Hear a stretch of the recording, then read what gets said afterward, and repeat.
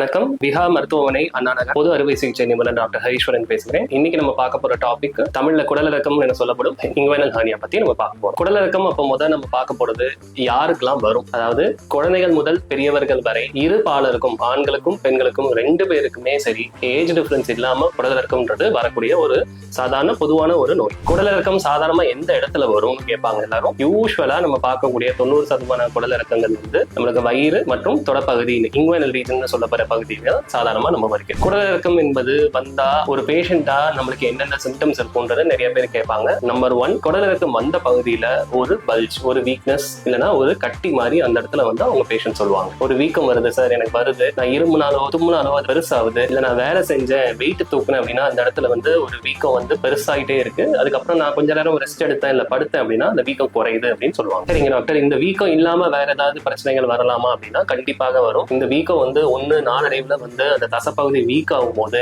இந்த வீக்கம் பெருசாகும். நம்பர் 1. 2வது, இந்த வீக்கத்து கூட பேஷண்ட்ஸ் நிறைய பேருக்கு வலி வர ஆரம்பிக்கும். வலி வருதுன்றது வந்து ஒரு வார்னிங் சைன். உள்ள இருக்கிற கண்டென்ட்னு சொல்லக்கூடிய குடலிறக்கத்துல வரக்கூடிய கொழுப்போ இல்ல குடலோ வந்து உள்ள வந்து சிக்குதுன்னு அர்த்தம். வலி இல்லாம வேற ஏதாவது பிரச்சனைகள் வருமா அப்படின்னா வலியோட இல்லாம பேஷண்ட் சில பேருக்கு வந்து வாந்தி வரும். ரொம்ப அதிகமான வாந்தி வரும்போது குடல் அப்ஸ்ட்ரக்ஷன் சொல்லக்கூடிய குடல் அடைப்பு மாதிரி வந்தால் பேஷண்ட்ஸுக்கு வயிறு வீக்கமும் வரும், அதே நேரத்துல மோஷன் போறதுலயும் சிரமம் வரும்.